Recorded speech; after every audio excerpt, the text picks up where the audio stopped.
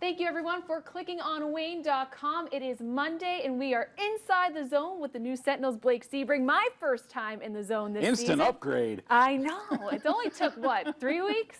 3 weeks to get me in this I wore chair? him out already. He's such a wimp, You know what? He could take his vacation day. That's all right. That's what the boss man can do. Vacation day? What are those? I don't know. Okay. I don't know what they are about, but the boss man does. All right, so huge weekend for the Comets. Oh, yeah.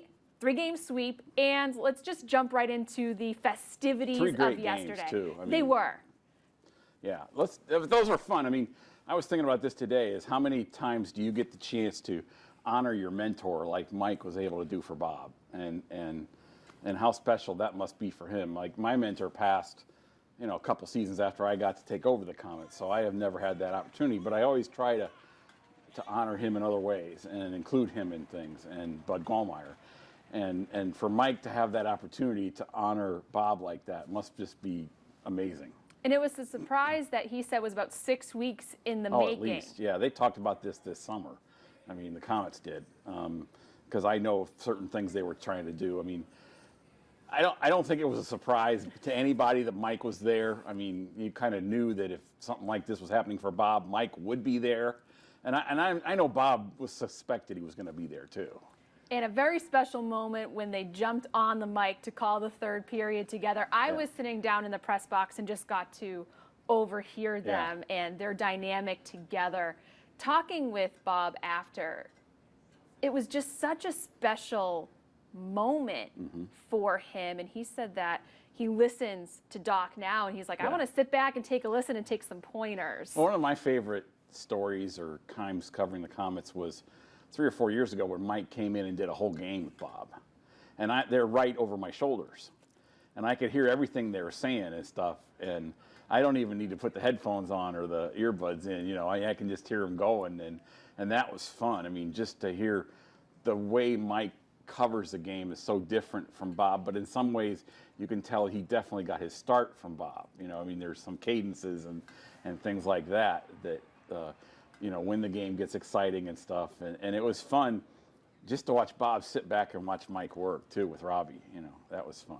And vice versa. I have a picture when they first sat down, and the way that Mike was looking at Bob, it was just such a heartwarming moment. And they got to call a goal, the Kyle Thomas goal in the third period. Pretty. And I got a great picture of that goal, too, in the paper today, too. Lucky. Theirs was skill, mine was luck. You know what? It takes a little bit of skill to be a good photographer, though. No, not for me. I point the camera at the goalie and keep clicking until the puck gets there. Whatever strategy Hey, you it need. works, yeah. So the two legends getting to call a win. It was the third in the last weekend for the Comets. 11 and 13, 11 wins over the last 13 11-1 and 1. I mean, it's just a great tear, and it's not a fluke either. I mean, they are doing all the little things right that add up to the big things. Their defense has gotten, team defense has gotten a lot better. I'm writing a story about tomorrow about all the block shots they've had and how the defensemen are closing up on the shooters so they don't have as much room to operate. And the only reason they're able to do that is because the forwards have been so good coming back to help out, so that they know if they make a mistake, somebody's got their back there. So they're able to play a little bit more aggressively that way. And they're just doing a lot more things. Joe Perry and Garrett Thompson and Brock Montgomery going to the net. Garrett Mears, I think he's knocking off like 2 nets a game now. It's like a lottery thing for him. He's got to hit his quota.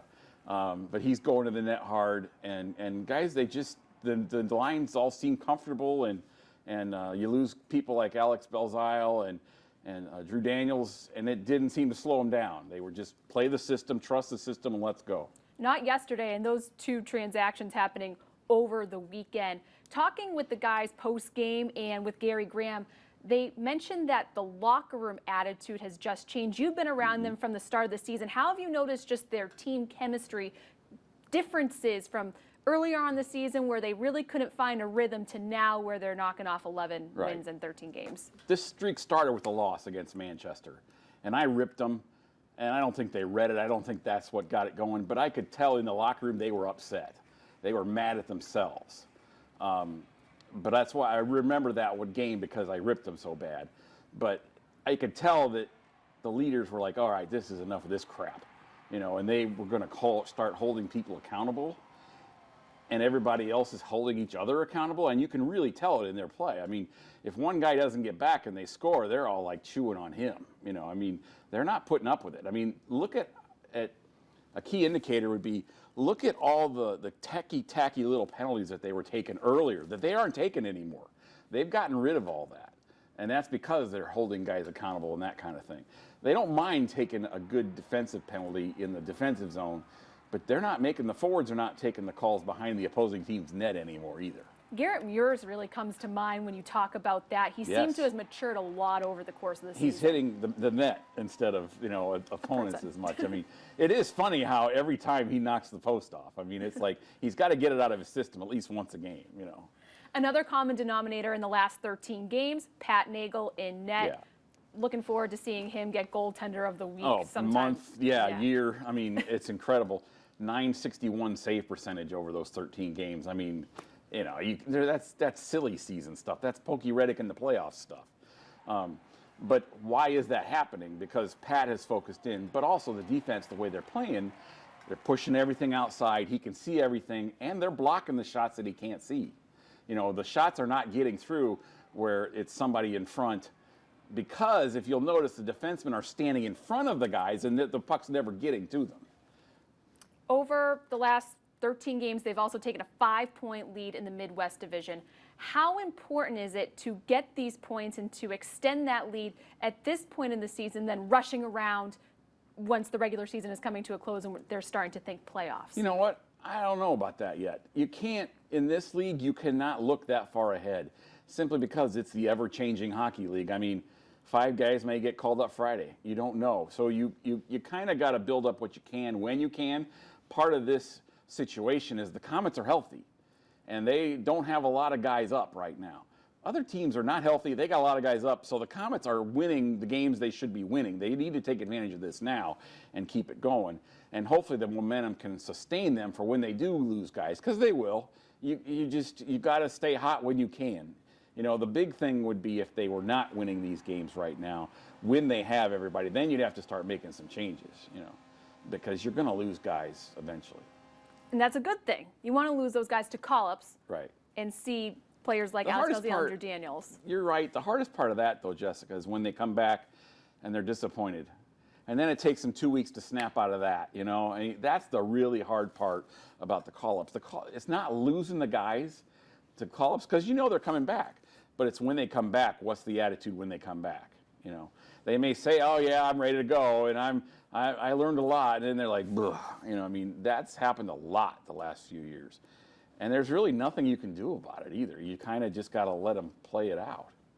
Well, they have a week or about 5 days until their next game, Friday at Cincinnati, then again at Cincinnati on Saturday, then down to visit. So it's the Mike Embach weekend, because he just destroys Cincinnati. I think he's got 12 goals and 17 points in 9 games against his old team. I mean, he just destroys them. And it's always the game-winning goal, too, it seems like. It's unbelievable.